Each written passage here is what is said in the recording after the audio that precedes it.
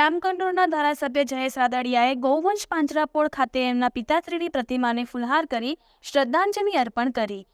સ્વર્ગવાસ વિઠ્ઠલભાઈ રાદડિયાની 5મી પુણ્યતિથિ નિમિત્તે મહારક્તદાન કેમ્પ તેમજ સર્વરોગ નિદાન કેમ્પ યોજાયો. કૃષિ મંત્રી રાઘવજીભાઈ પટેલે જામકંડોરણા ખાતે સ્વર્ગસ્થ વિઠ્ઠલભાઈ રાદડિયાની પ્રતિમાને શ્રદ્ધાંજલિ અર્પણ કરી હતી.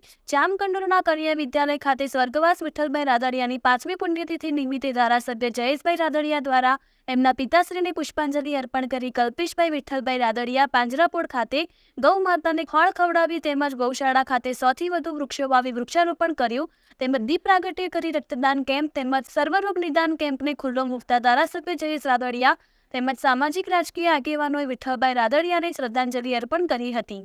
રક્તદાન કરવા માટે લોકોની લાંબી લાઈનો લાગી લોકો રક્તદાન કરીને વિઠ્ઠલભાઈ રાદડિયાને શ્રદ્ધાંજલિ અર્પણ કરી રહ્યા છે.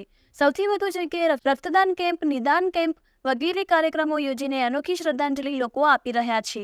સ્વર્ગવાસ વિઠ્ઠલભાઈ રાદડિયાની 5મી વાર્ષિક પુણ્યતિથિ નિમિત્તે જામકંડોરણા, ગોળીધાર, જેતપુર તેમજ જુદા જુદા શહેરોમાં 2000થી વધુ વૃક્ષો વાવીને અનોખી શ્રદ્ધાંજલિ આપી. રિપોર્ટર ફિરોઝ જુનેજા, ધોરાજી.